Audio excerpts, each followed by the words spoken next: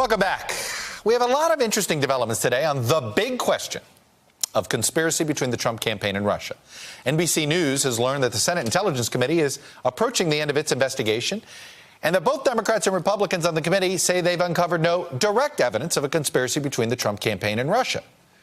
Now, the question is, what does that mean? Democratic investigators on the committee say they are not ready to write off the significance of Trump associates' contacts with Russians, and at the same time, those associates' contacts with Russia are apparently a big focus of Mueller's probe. Because according to the New York Times, comments from one of Mueller's lead prosecutors in a closed-door hearing, where the transcript was then made public later of a sidebar conversation, that transcript suggests that the special counsel continues to pursue at least one central theory, that starting while Russia was taking steps to bolster Mr. Trump's candidacy, people in his orbit were discussing deals to end a dispute over Russia's incursions into Ukraine and possibly give Moscow relief from economic sanctions imposed by the United States and its allies. So in trying to explain why it mattered that Paul Manafort lied about his communications with his Russian associate, Konstantin Kilimnik, the prosecutor told the judge that, quote, this goes to the larger view of what we think is going on and what we think is the motive here. This goes, I think, very much to the heart of what the special counsel's office is investigating. Pretty intriguing. With me now is Mimi Rocah, an MSNBC legal analyst, former assistant U.S. attorney in the Southern District of New York. So, Mimi, a transcript of a sidebar in a hearing about Paul Manafort that's supposedly not connected to Mueller, but not part of the investigation, ends up revealing what we think is the central thesis of Bob Mueller, which is sanctions, Ukraine, all of that was the quid pro quo. Is that how to read this? That is how I read it, Chuck. I mean, I think basically what was striking about this transcript and why people are talking about it so much is it was someone from Mueller's team, one of his top prosecutors, actually putting into words what all of us, on cable news, in news reports, have been sort of hypothesizing, surmising based just on public evidence, what we think happened here or could have happened here, that, Russia helped get Trump elected, perhaps promised him some kind of Trump Tower down the road. Right. And in exchange, they were either explicitly or implicitly promised sanctions relief.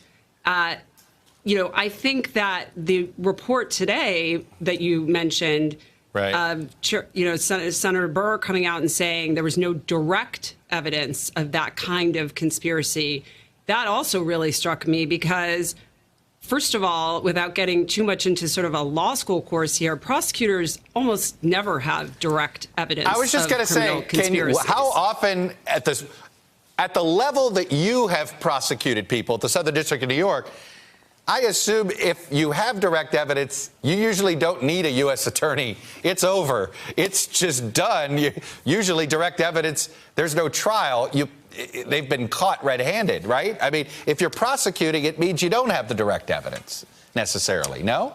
Well, if they go to trial, it usually means that. You're right. I mean, the cases where people take early guilty pleas are where you had, a bug in a room and you have people, right. Talking and they're on recordings actually talking. And even then, it's not like criminals, sit around a table and, especially when we're talking about these kinds of crimes, we're not talking about robbing a bank or dealing drugs. We're talking about more sort of sophisticated, intricate, more subtle types of crimes.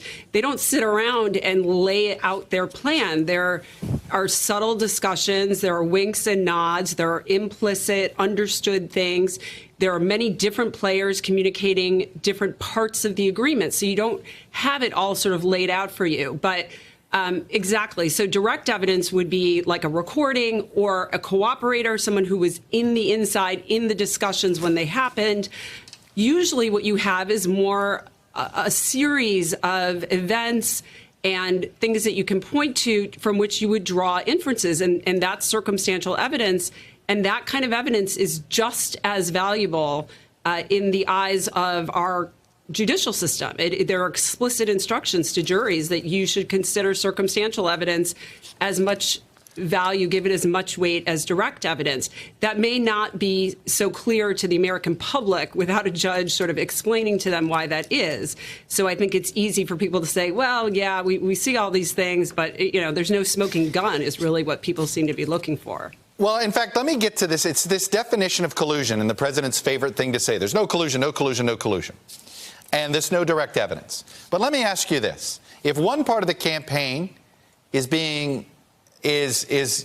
meeting with Russian officials to talk about, boy, how do we get rid of these sanctions? It would be nice to get rid of these sanctions. We should have better relations. And over here, you're getting help from outside Russian agitators to sort of sow the field. Is that collusion? Well, okay, maybe the campaign didn't know one was related to the other, but the Russians knew what they were doing, right? So is that how we look at this?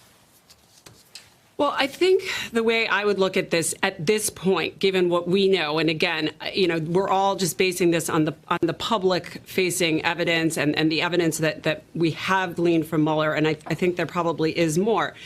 For this not to be a criminal conspiracy of some sort between people in the Trump campaign, and I'm not necessarily saying Trump, but people within his orbit and the Russians, you would have to believe that it was a coincidence that all of these things were happening at once, that the Russians were actively working in many different ways to get Trump elected, and that the people on the Trump side were meeting with them and discussing sanctions, which we know the Russians wanted, that Trump was calling out to the Russians publicly to ask for, them to find the emails, that Paul Manafort was handing over polling data to one of the Russians who was, part of the movement to help get Trump elected, that Stone was working behind the scenes to, trying and so you'd have work to believe on the all emails. of that was a coincidence, right? You'd have to believe all Exactly. of those things were some random coincidence, correct, Mimi? And I didn't even list all of them. There are so many more, and that just belies common sense. And I think that's something we have to keep coming back to, because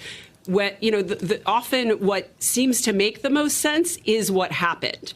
And whether or not Mueller will be able to prove it, whether or not the Senate will have the actual evidence that will convince the American public, I don't know. But sitting here from this perspective, that looks like a conspiracy to me. Occam's razor, right? I guess that's what we're looking at here. Anyway, Mimi Rocah, as always, thank you for trying to explain what is sometimes very difficult for those of us not familiar with law school to do. Hello, YouTubers. If you're watching this, it means you've checked out our channel, so thank you. Now do me a favor, subscribe by clicking on that button down there. Click on any of the videos to watch the latest interviews and highlights from MTP Daily and MSNBC. You can get more Beat the Press content every morning in the First Read newsletter. If you're tired of content that you don't know anything about where it came from, you don't have to have that problem with us. NBC News, MSNBC, MTP, and the Meet the Press mindset right here for you on YouTube. Subscribe now.